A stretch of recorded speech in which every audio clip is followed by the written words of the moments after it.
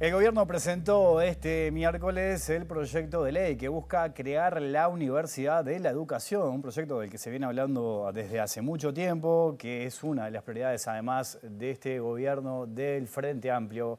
¿Qué significa? ¿Qué impacto puede llegar a tener en nuestra educación? De ese y otros temas estaremos hablando hoy con Pablo Caggiani. También estarán Mariana Contreras y Martín Duarte. Bienvenidas, bienvenidos. Así comienza la DOE.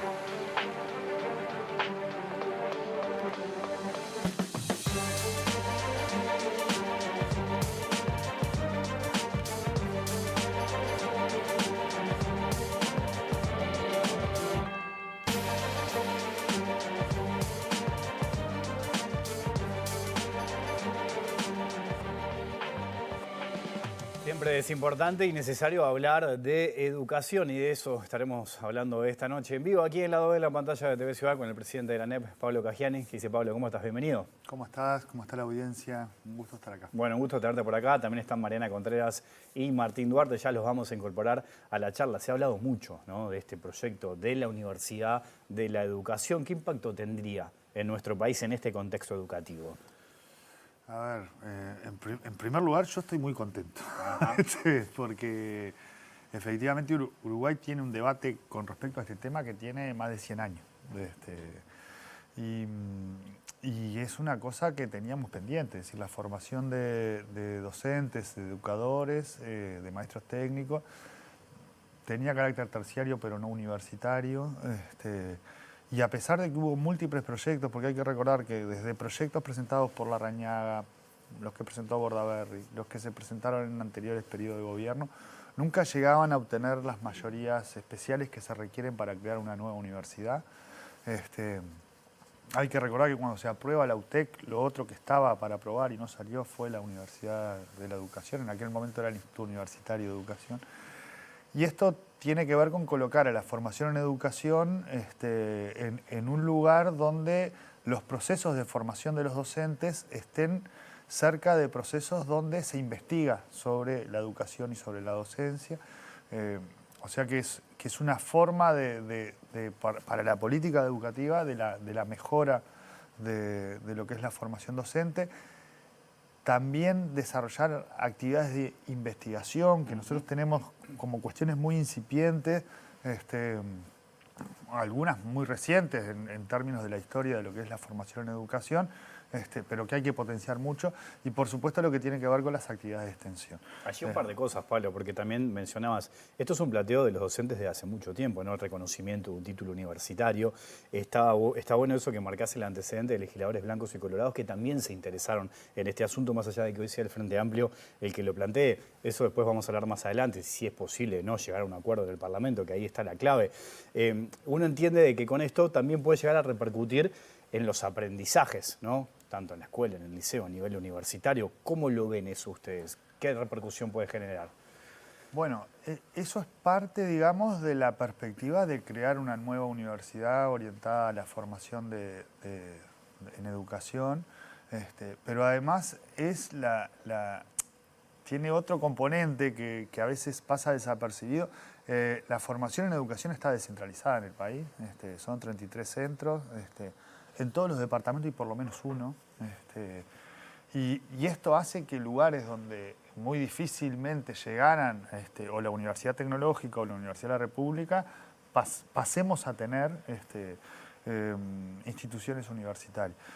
Y esto es clave en esto de pensar el desarrollo del país y el desarrollo de la universidad, de las universidades en el interior, porque efectivamente después también hay un trabajo para armar de cómo se pueden navegar las carreras universitarias o terciarias que hay en el país. Entonces, no solo resuelve una cuestión histórica, no solo está apuntando a la mejora de lo que es la formación de docentes, de grado y de posgrado, porque esa es otra de las dificultades que tiene Uruguay con respecto a la formación en educación, sino que además va en sintonía con esto de continuar desarrollando lo universitario en el interior.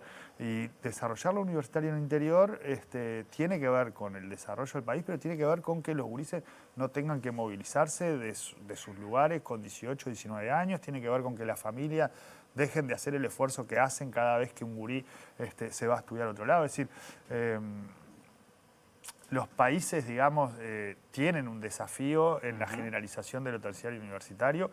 Uruguay no escapa a eso y acá hay una perspectiva de que eso implica una obligación del Estado en el desarrollo de eso. ¿Y cuánto pesó el modelo de la UTEC y todo lo que logró la UTEC en esto que estás diciendo? Por ejemplo, de descentralizar.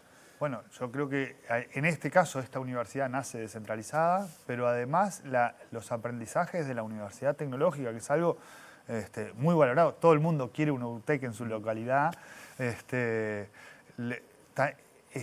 es parte, digamos, de lo que el Ministerio hoy presentó en este proyecto. Es decir, acá hay previsto un proceso de transición, hay un conjunto de cosas que vienen de la experiencia de la conformación de la segunda universidad en Uruguay, que fue la Universidad Tecnológica. Yo voy a ir con mis compañeros, pero este proyecto plantea el cogobierno y uno imagina que a nivel parlamentario, por lo que hemos hablado con distintos dirigentes, sobre todo de la oposición, no lo ven con buenos ojos esto. ¿Cómo lo analizás, ese asunto que se va a someter obviamente a una discusión parlamentaria? A ver, yo creo que esa es la piedra en el zapato de todos los proyectos anteriores. Es decir, ya todos fracasamos en construir universidad de la educación, o instituto universitario, o formación universitaria, a partir de lo que era el no acuerdo de los actores del Parlamento. Yo entiendo o tengo mucha confianza en que el Parlamento está valorando la importancia de construir una nueva universidad. Y creo que eso va a implicar que las partes conversen y acuerden soluciones que sean aceptables para todos. Creo que el ejemplo de la UTEC es como parte de un capital que se ha logrado donde efectivamente estuvieron los votos para crear una nueva universidad. Sos optimistas que pueden contar con los votos de la oposición. Soy optimista. Bueno, sí, está bien. Mariana Contreras, ¿cómo andas? Bienvenida. ¿Andas bien, Will? Bien, ¿y vos?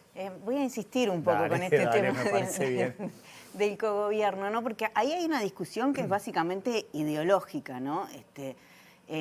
La oposición no quiere un cogobierno y lo ha expresado en el caso de la UTEC y lo ha vuelto a expresar en este caso también, básicamente porque se pierde el control de la universidad, ¿no?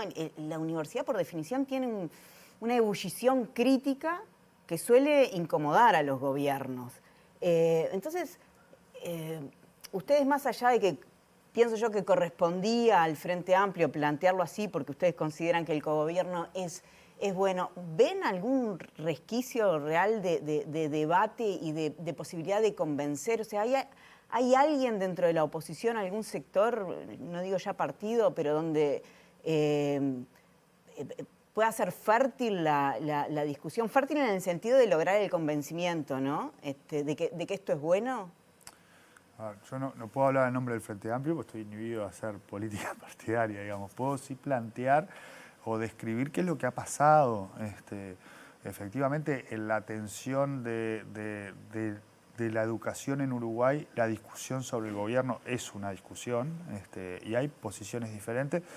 En general, en las sociedades, cómo se gobierna la educación es un tema importante para las sociedades, pero además para los sistemas políticos, porque la educación tiene un rol sustantivo en la construcción de ciudadanía y del acuerdo social. Entonces, es muy importante y por eso mismo se discute.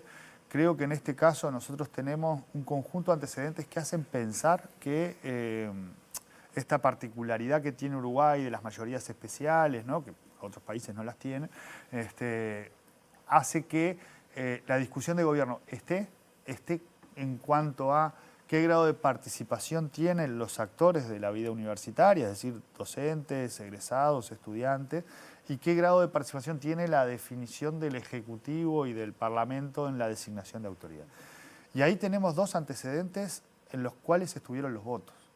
Uno es la UTEC, que tiene un consejo directivo que ha sido provisorio, porque justamente se acordó crearla, pero con una designación con venia parlamentaria de ese consejo directivo. Pero otro es el Consejo de Formación en Educación. El Consejo de Formación en Educación tiene 3 miembros designados por el Consejo Directivo Central, es decir, con participación, digamos, de la definición de las propuestas del Ejecutivo y la venia parlamentaria, que es quien nombra a Codicen, pero tiene un representante de los docentes, y un representante de los estudiantes. Y esto fue votado en la ley de urgente consideración, es decir, que lo votaron los partidos políticos que capaz que están en la posición de menos cogobierno. Es decir, que por cualquiera de las dos vías nosotros ya tenemos 2 antecedentes donde se han votado cosas que implican participación de los actores. Creo que es un momento después de 100 años, de priorizar la creación de una universidad de la educación y después ir viendo este tema de la participación. A mí me parece que el tema de la participación sí es un tema y sí va a seguir siendo un tema. Es decir, haya universidad de la educación porque haya acuerdo parlamentario o no haya porque no haya acuerdo, el tema de la conducción de lo educativo va a seguir siendo un tema de conversación. Martín Duarte, ¿qué dice? Wilmar, ¿Cómo andás? ¿Todo bien? Bien, ¿y vos? Bien, un gustazo. Voy a ir por otro lado, pero que tiene que ver también con todo esto y tiene que ver con el presupuesto. En particular cuando las dependencias, los organismos están presentando al Ejecutivo su idea, su plan. El presupuesto dentro de la educación ha sido una de las piedras en el zapato de los últimos gobiernos, el reclamo de los docentes, de los propios estudiantes y de ese número, ese 6% que también en el programa del Frente Amplio de alguna forma se deja entrever. Bueno, ¿cuál va a ser la propuesta concreta de la ANEP en materia de presupuesto? Y en este escenario también me quiero detener porque me ha tocado cubrir algunas conferencias del propio ministro de Economía, Odone, puntualmente la más reciente vinculada al aumento que reclamaban los jubilados y esa partición del 3% en 2 y 1 en función de la coyuntura y algunos problemas que ha tenido que enfrentar el gobierno que por ahí no esperaba. ¿Cuáles son las expectativas también? Lo que presentás y las expectativas también que tenés. A ver, lo primero es, nosotros tenemos un conjunto de situaciones que atraviesan lo educativo que están complicadas. Están complicadas por el devenir de las políticas de otra administración, pero de hecho las infancias y las adolescencias están muy complicadas. Teníamos 20 y pico % arriba, por debajo de la línea de pobreza. Eso cambia la forma de calcular, llega a un 30%. Tenemos datos de inseguridad alimentaria en infancias y en adolescencia, es decir, gurises que pasan hambre. Tenemos un conjunto de acuerdos en la sociedad y en el sistema político sobre qué tiene que hacer la educación, es decir, tiene que cubrir a todos los gurises de 3 años, tiene que tener el doble de propuestas con extensión del tiempo pedagógico. Tiene que haber apoyos a las familias, apoyos económicos, como el bono de inicio de clases o las becas que están planteadas para acompañar lo que es educación media. Y tiene que generalizarlo terciario y universitario, ¿no? Esto otro que veníamos hablando. Entonces, ahí hay un conjunto de desafíos que además implican restituir el lugar del Estado en esto de garantizar el derecho a la educación, que es algo que fue... no cambiado, pero sí debilitado, a partir de otra perspectiva sobre la cosa pública y sobre cómo el Estado es responsable del derecho a la educación. Entonces, eso es plata. Duplicar la extensión del tiempo es duplicar la inversión por estudiante. Entonces, nosotros lo que tenemos es un conjunto de desafíos y tenemos una cuenta de cuántos salen esos desafíos. Estos desafíos no se arreglan con el 6%. Es decir, cuando uno empieza a hacer las cuentas, es más dinero. ¿Es mucho más que el 6? Es bastante más que el 6, pero además en la evidencia internacional hay literatura bastante que dice que hasta aumentando la inversión por estudiante hasta $8.000 por estudiante, nosotros estamos bastante más abajo, sigue habiendo mejoras en niveles de logro y en indicadores de lo educativo. ¿Qué es lo que sucede en presupuesto? Bueno, el Ministerio de Economía, el Poder Ejecutivo, presenta un mensaje. Quienes somos entes autónomos, Universidad de la República, Universidad Tecnológica, ANEP, podemos presentar un mensaje propio. El Parlamento después tiene que optar cómo financia este otro mensaje. Nosotros vamos a presentar un mensaje que alcance el 6% de la inversión en educación en el periodo, entre todos los que tenemos que ver con la inversión en educación. Es el Parlamento el que va a tener que después ver qué distribuye o de dónde saca como para cubrir esas cuestiones. Ahora, es parte de lo que la sociedad también tiene que conversar. Es decir, cuando uno define presupuesto, lo que está definiendo son sus prioridades. Y estas cosas tienen mucho acuerdo social, tienen mucho acuerdo del sistema político, tienen una tradición, ¿no? En Uruguay la educación pública tiene una tradición en la ciudadanía que es muy importante. Y creo que tenemos que buscar las formas de que salga priorizada en una conversación donde todos tienen necesidades que son importantes. Bueno, ahí eso que estás diciendo, y siguiendo un poco la línea de lo que preguntaba Martín, que es fundamental en esto, ¿no? De lo del presupuesto, estamos en una instancia en la que se vota el presupuesto en la que todos piden. Eso de los mensajes que decías recién, todos mandan su mensaje.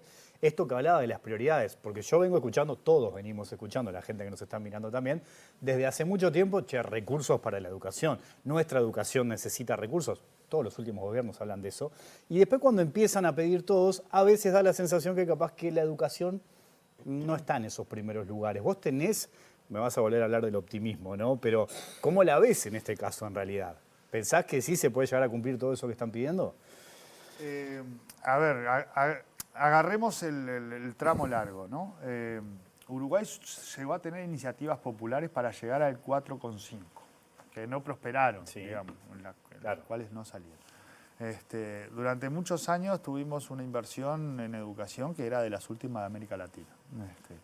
A partir del 2002, porque digamos como el 2002 nos tiró un poco más hacia el pozo, empieza a subir y después del 2005 hay un incremento del presupuesto que llega hasta el 2020.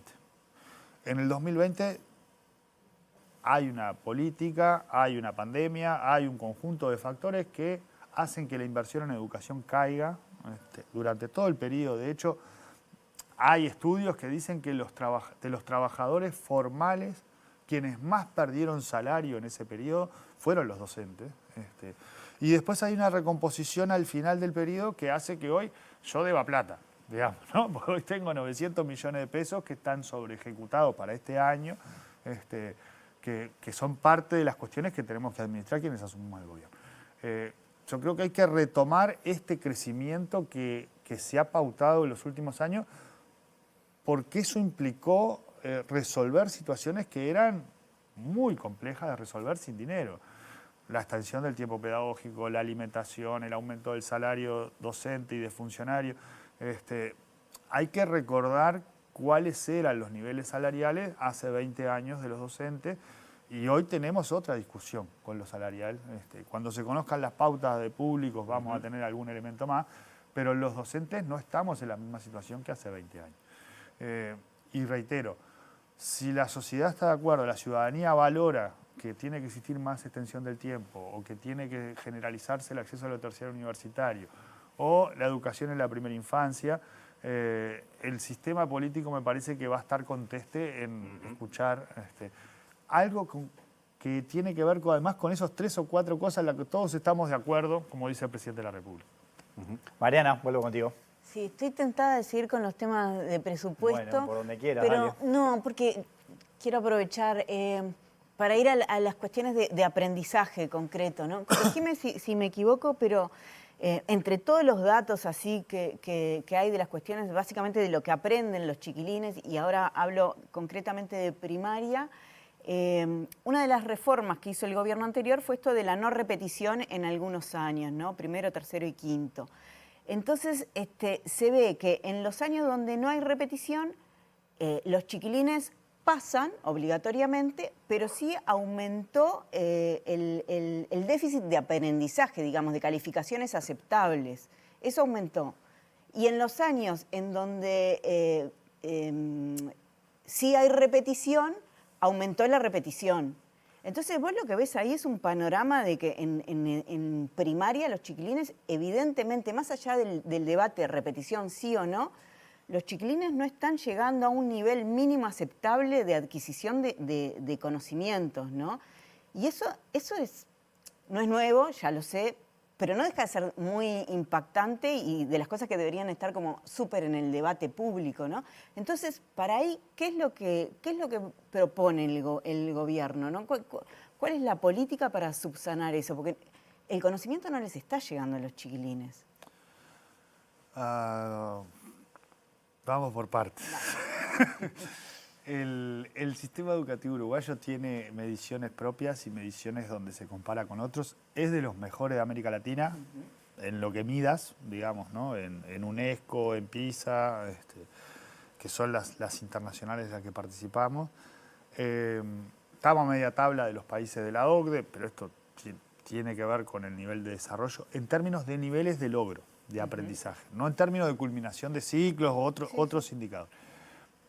Lo que vos traes de primaria es una información que sale en el monitor educativo que lo que explica es, bueno, qué es lo que sucedió con el cambio en el reglamento de pasaje de grado, esto de que trajo la reforma curricular, que en determinados años no se repite.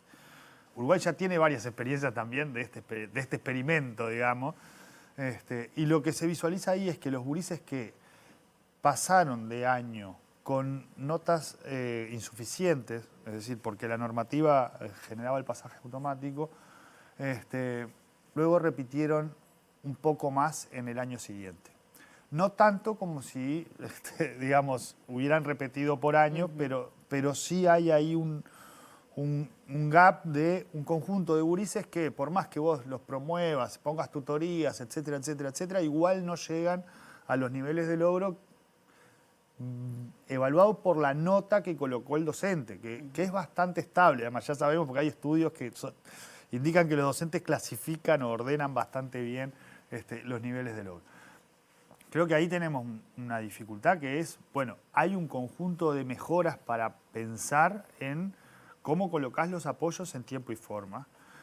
Y después hay otro debate, que es otro debate de qué es lo que se cambia de la reforma curricular.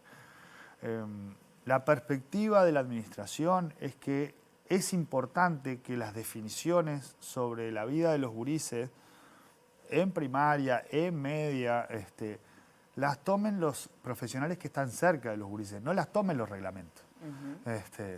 Y creo que ahí es parte de lo que vamos a tener que conversar y trabajar en estos meses que quedan del año. No obstante ello, hay que ser muy claros, la repetición tiene un conjunto importantísimo de evidencia de que no ayuda a los gurises. Es decir, entonces sí tiene que haber la posibilidad, la capacidad de tomar decisiones en el centro educativo, entre los docentes, pero tenemos que generar las condiciones para que la repetición no sea la primera alternativa, ¿correcto? Porque sabemos que eso afecta la trayectoria, no mejora los niveles de logro, es decir, ya hay estudios longitudinales de este tema, y además tiene que ver con las características de los sistemas educativos. Hay países que no tienen repetición, y hace años no tienen repetición, y tienen otro conjunto de problemas, digamos, pero no tienen los problemas que nos ha generado la repetición, como ser la extraedad, como ser la no culminación de ciclo, esto de la desafiliación temprana, sobre todo además de gurises que son los sectores corresponden a los sectores más vulnerables. Es decir, no abandonan los sectores que más ingresos tienen. Pero aprenden más los chiquilines si no repiten, digamos. Lo que pasa es que nosotros ya tenemos series de 20 años de evaluación de aprendizajes, donde están yendo más gurises que antes. Es decir, antes evaluabas a menos gurises, porque había un conjunto de gurises que no estaban. Pero además, los niveles de logro están así, son más o menos parecidos, suben 3 puntos, bajan 4 puntos. Es decir, entonces, los cambios de las últimas 2 décadas, 3 décadas, en la repetición, que efectivamente ha bajado, primero por un conjunto de políticas de bajar la cantidad de estudiantes por grupo, colocar apoyos, ¿no? Programas maestro comunitario, un conjunto de políticas que lo que vinieron a hacer fue a rodear. Esa baja de la repetición no incidió sobre los niveles de logro. Es más, nosotros estamos visualizando ahora como un problema la asistencia y estamos diciendo que hay que ir todos los días, que cada día cuenta, porque sabemos que eso incide sobre los aprendizajes, eso incide sobre el sistema educativo como factor de protección de otros derechos, sobre el sentimiento de pertenencia, que también incide sobre los aprendizajes. Es decir, hay un conjunto de evidencias que dicen que hay que hacer una serie de cosas en el sistema educativo y entre ellas es que los gurises vayan todos los días. Entonces, bueno, si esto es importante, coloquémoslo también en el centro de la agenda. Martín, vuelvo contigo. Pablo, un par de valoraciones a partir de dos informes que vi hace relativamente poco. Uno que ponía las alertas vinculado a un tema que tocabas en parte y tiene que ver a los niños y niñas y adolescentes que no son captados por el sistema, en este caso escolar y licial. Alrededor de 5.200 fue la cifra que hace algunos días se conoció. Eso por un lado. Y otro dato que me llamó mucho la atención y tiene que ver sobre un informe que presentó en estos días el INED, que te tocó integrar en la administración anterior, que reporta un retroceso en actitudes deliciales respecto a la diversidad y a la igualdad de género. Y me llamó la atención algunos datos, por ejemplo, que alrededor de un 25% muestra que los varones son mejores líderes políticos, ¿no?, en este trabajo. Y de alguna otra forma también en torno a las responsabilidades de la crianza, ¿no? Como que los valores, un 20% por ejemplo de los estudiantes está de acuerdo o muy de acuerdo en que en el hogar el jefe de hogar debe ser el varón y debe salir a trabajar, mientras que la mujer y las mujeres deben ocuparse de limpiar y cocinar. Decía prácticamente el informe. Me llamó la atención estos datos y bueno, también cómo trabajar, ¿no? En ese caso lo que es retroceso en algunas actitudes de igualdad de género. Esto es casi un escrito sorpresa. Me están preguntando todas cosas que se publicaron hoy. Bueno, es la oportunidad que el programa es muy serio, es lo que pasa. A ver, son las dos partes de la pregunta. La primera es el operativo de revinculación de gurises que no estaban en el sistema educativo. Estamos cerrando en estos días. Esto empezó la primera semana de julio, es decir, con las vacaciones en el medio. El objetivo de esto es... no podemos dar a ningún pibe por perdido. Es decir, hay que irlos a buscar a todos, hay que encontrarlos. Y es parte de lo que estamos cerrando en estos días para informar a la ciudadanía cuál fue el resultado de eso, que implicó el trabajo de los equipos de MIDES, los equipos de INAU, los equipos del Ministerio de Educación y Cultura, las maestras comunitarias, los equipos de ANEP, la SUCDIE, que es una sigla, pero es un equipo técnico en territorio, el INISA. Implicó que colaborara la Secretaría de Deporte viendo las listas de gurises deportes federados, la Organización Nacional del Fútbol Infantil, es decir, el Ministerio del Interior. Nos pusimos todos a encontrar a estos gurises porque tenemos que vincularlos al sistema educativo para garantizar el derecho a la educación. Y además estamos colectando información de por qué no estaban, porque ahí hay un conjunto de elementos que hay que poder explicar, es decir, esto es solo un problema de vulnerabilidad social, es un problema de opción filosófica, es un problema de que no tenemos políticas para resolver situaciones que pasan en la vida de los gurises y creo que es parte, digamos, de lo que va a resultar de este operativo que le pusimos Volví a los Sueños. ¿Y se encontró con alguna respuesta de por qué no están yendo? Todavía no tenemos los informes todos finalizados porque se aplicó un formulario por todos los equipos, cerrar eso, me olvidé del BPS, yo sabía que me olvidaba del Banco de Previsión Social. Mira, yo tengo una anécdota del monitoreo que se fue haciendo semana a semana, que por supuesto hay situaciones todas muy particulares, pero había un grupo que es de esos 5.300 y pocos, que son 3.500, son gurises de 15, 16 y 17 años. De esos 5.200, sí. Y equipos de un departamento del interior, sí, claro, ya sabemos quiénes son, se comunican. Bueno, yo no puedo hacer eso que vos decís. No me puedo anotar porque estoy en una changa, no sé quién, con fulano, y no me sirve ni al liceo ni al nocturno porque no me da. Entonces, ahí tenés un problema, porque o resolvés la plata de la changa o formulás una propuesta para que ahí haya una posibilidad de propuesta educativa. Estamos hablando de menores que no van a estudiar porque tienen que salir a trabajar, en realidad. Porque esto que hablábamos de las condiciones de vida de los gurises, que son una limitante para ejercer el derecho a la educación. Entonces creo que ahí vamos a tener, por un lado, un reporte de qué está pasando, pero además un reporte de en qué estado estamos como Estado para irlos a buscar, y qué cosas tenemos que cambiar, digamos. Pues si un gurí de esa edad viene y te dice, no, mirá, la verdad, pero no puedo. Sí, te interpela. O sea, digamos, vení en marzo y anotate, ¿no? Digamos, bueno, ¿se entiende? Hay una... Sí, yo no quiero ser dramático, pero incluso ese ejemplo que pones capaz que es el menos grave de los que te podés encontrar, porque capaz que hay adolescentes que están en otra cosa directamente, ¿no? Y allí es la respuesta que le tiene que dar el Estado a eso. También hay que irlos a buscar. Ni hablar, pero el tema es con qué va el Estado a buscarlos, ¿no? Yo creo que en las cuestiones de base comunitaria,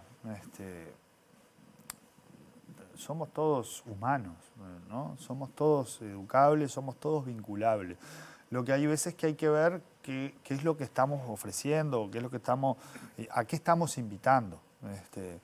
Porque si me invitas a correr una maratón, yo te agradezco pila, pero no voy a llegar. Entonces, y lo segundo es esto otro que sale en el informe de INED, que esto es bastante preocupante, angustiante, no sé cómo llamarlo, que es algo que estamos empezando a ver en Uruguay. Uruguay era un país que no tenía un sesgo en los niveles de logro entre niñas y varones en matemática, por ejemplo, y empezó a aparecer en el último periodo. Estos reportes tienen que ver con una evaluación que hace el Instituto de Evaluación Educativa, que es Aristas, que se aplica en tercero de primaria, sexto de primaria y lo que es ahora, tercero de media, lo que es ahora noveno de media, donde se hace una encuesta a estudiantes y se le preguntan un conjunto de cosas y los indicadores de una perspectiva más desigual respecto del lugar de la mujer y del varón están aumentando. Nosotros tenemos además un informe del Fondo de Población de Naciones Unidas de inicio de gestión donde se nos planteaban un conjunto de temas que tienen que ver con esto de la igualdad y cómo el sistema educativo, al abandonar la perspectiva de la educación sexual integral, no se prohibió, pero digamos, se desfinanció y era un problema esto, empezó a ser parte de una espiral donde se produce más desigualdad. El informe de UNFA dice, bueno, aumentó la sífilis en adolescentes, empezaron a aparecer diferencias entre nenas y varones en los niveles de logro en matemática y lengua, que están explicados por si es nena o por si es varón, no por el nivel socioeconómico o la zona del país. Empezaron a aparecer estas perspectivas que son más desiguales en qué opinan los gurises que tienen que hacer las mujeres y qué tienen que hacer los varones. Entonces, bueno, efectivamente estamos teniendo un problema en qué es lo que estamos trabajando con los gurises respecto a estos temas. A ver, si el sistema educativo no trabaja los temas de igualdad como problema, bueno, no es un problema. claro. Pablo Caggiani, sé que le quedaron un montón de preguntas a mis compañeros en este escrito sorpresa ahí de hoy, pero después te damos la nota, cualquier cosa. La seguimos en otro momento. Gracias por la visita. Un placer como siempre. Gracias a ustedes por siempre es importante hablar de estos temas a educación. la Y conversación. bueno, hay mucho por hablar este año y más adelante así que la seguimos en otro momento. Gracias. Hacemos una pequeña pausa y ya seguimos aquí en Lado B en la pantalla de televisión.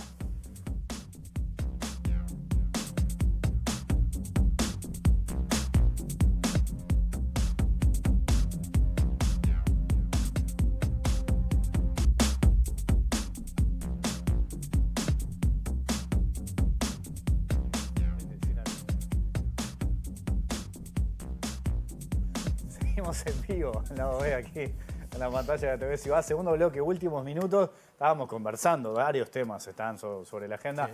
Marcha atrás con el tema de pasaportes del gobierno, después de toda la polémica que se ha generado. Un dolor de cabeza para el gobierno, que la oposición también en cierta medida buscó ahí criticó, de hecho, ¿no? Buscó cómo instalar. Sí, Juan un Martín tema de Rodríguez agenda. estuvo un Ahí poco está. con el seguimiento. Hoy, de hecho, a mí me tocó cubrir la visita del presidente del PIT-CNT, Marcelo Abdala, en el directorio del Partido Nacional, donde fueron a plantear distintos temas. Y en la conferencia se le pregunta también a Delgado, que hizo como una especie de evaluación. Y él no puso foco tanto en Lubetkin en particular, porque algunos le consultaban, como habían señalado algunos legisladores, si debía dar un paso al costado, si fue tanta la embarrada de alguna forma con el hecho de generar un nuevo pasaporte a partir de abril. Él ponía más el foco en el Ministerio del Interior, ¿no? como responsable de haber generado este cambio, pero bueno, fue un foco de discusión y también que sirvió para la oposición instalar un tema, ¿no? Sí, que aprovechó también el gobierno, algunos legisladores y militantes para decirle a la hoy oposición, che, con todo lo que pasó con Marcet, con el tema del pasaporte, bueno, no hay como esa autoridad, no tienen esa autoridad como para venir a instalar este tema, a reclamar, ahí se dio un cruce también en ese sentido. Venía siguiendo el tema de la Institución Nacional de Derechos Humanos. ¿Es Petit el nombre que va a terminar confirmándose?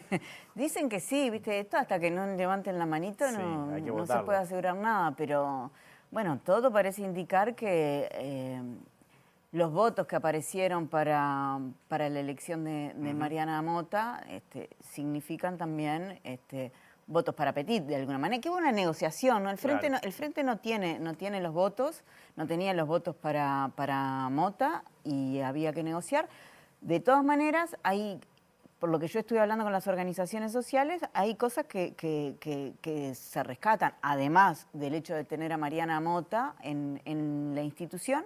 El hecho de que todos los candidatos que están ahora presentándose para sustituir a Bernardo Legnani fueron presentados también por las organizaciones sociales, o sea, eligen de ahí, digamos, y además la buena consideración que tienen de Petit, del trabajo de Petit como comisionado parlamentario para el sistema carcelario y el trabajo anterior, toda su trayectoria en derechos humanos, ¿no? Entonces, hay algunas cosas que capaz que no convencen del todo a las organizaciones, que son muchas y que tienen matices, por lo tanto, en esto, pero parecería ser que la institución, con la elección de Mota y la posible elección de Petit, aquieta ciertas aguas, se espera un camino de restauración de una legitimidad muy extraviada y a recuperar el tiempo perdido de un montón de cosas de las que se ocupa la institución. Eso mismo, vos sabés que yo te iba a decir eso. El otro día charlé con Mariana Mota en la radio. Todos los desafíos que tiene por delante la institución son brutales.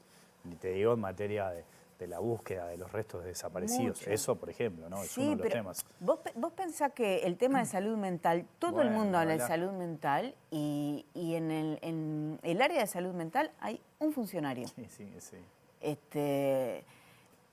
Bueno, tienen una cosa importante, ¿no? Al legislativo le queda por resolver el tema de la presidenta de la Institución de Derechos Humanos, Carmen Rodríguez, que una investigación administrativa le determinó que era cierta la acusación que se hacía sobre acoso laboral. Está desde febrero eso para ser resuelto y no se ha tratado. Una coordinadora de organizaciones sociales le planteó específicamente el tema justamente el otro día que fueron algunos de los candidatos a la bancada del Frente Amplio. Sí, ese es un problemón. Bueno, lo vamos a seguir. En el caso de Petit, además es una figura que despierta respeto en todos los partidos políticos también, ¿no? Por eso ese consenso del que hablamos, que seguramente termine siendo ese nombre votado.